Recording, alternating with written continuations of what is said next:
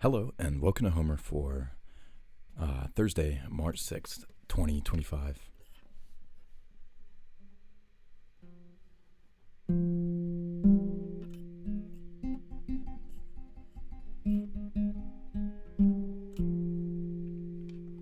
Huuto kaiton prosena pautometha cleohandron, eron te cantinepis dapelos colosikoi, dore toi te pelonto parere toi te pesi, memnem nai tore werkon ego palaiute neonge, oseinen tuvminero pantesi piloisi, kureites en makonto kai aitoloi men karmai, amphipolin Calydon kai alelus en ariston, aitoloi men amyn nomenoin Calydon seraneis, kureites de dia praten mema otes arei, kai gartoi sika con crusoton osata sorse, cosa menne oi utita lucia gun oi aloeis, oi nos rex aloide te oi dainun te catombas, oi educ erex dios cure megaloio, e la teuca noesen, a asota de megatumoin.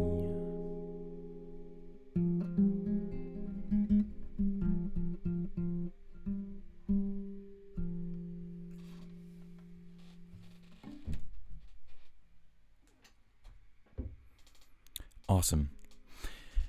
Even in this manner have we heard the fame of men of old that were warriors.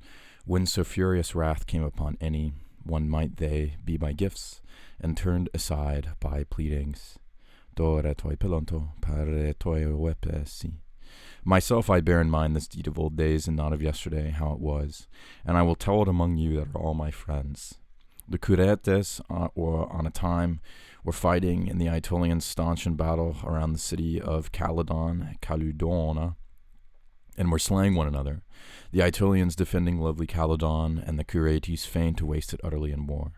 For upon their folk had Artemis of the golden throne sent a plague and wrath, that Aeneas offered not to her the first fruits of the harvest in his rich orchard land, whereas the other gods feasted on hecatombs, and it was to the daughter of great Zeus alone that he offered not, whether haply he forgot or marked it not. And he was greatly blinded in heart. Amazing. I think I like this. Kaiga toisika con crusoton sarte mesorse. Right. This idea that you're offering the first fruits to, or not offering the first fruits to Artemis. One thing that I thought of when I was reading this passage is, it said that, all the gods got their stuff, right? So basically, aloi de teoi dainun tekatombas, right? So all the other gods got their hecatombs, but Artemis did not get her first fruits, which makes me think that maybe they gave Artemis a hecatomb and she actually wanted a first fruiting.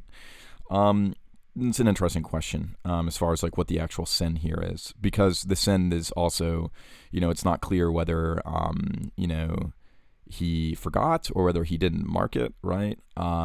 He just, so he just was blinded. This is in the middle passive, so he was blinded. I think it's very important that my cursor isn't updating. I hate it when it does that, or the screen isn't updating, but luckily you guys can basically see it. Basically, the question of what exactly was the sin here? How did the sin come about? I think it's intentionally obfuscated by Phoenix as a way of saying, don't worry about it. Let's not focus on who did the wronging, right? Because there's a variety of different ways in which this could have been fixed, right? Basically, it was unavoidable, whether out of forgetfulness, but it wasn't intentional, or maybe it was, but that's not the point, right? The point is that, they were, amenable by, or they will be amenable by dore toi with gifts, and parere toi, so they can be turned around with words. Yeah, just like an interesting sort of a question here. We have these obviously the metaphor, the warring cities. I think it's worth mentioning the construction of, let's look at our capital kappas here. Kuretes, Calydon, Calydonos, and then Kuretes once again at the start of the line. That's a very beautiful 4-line sequence there, right? And then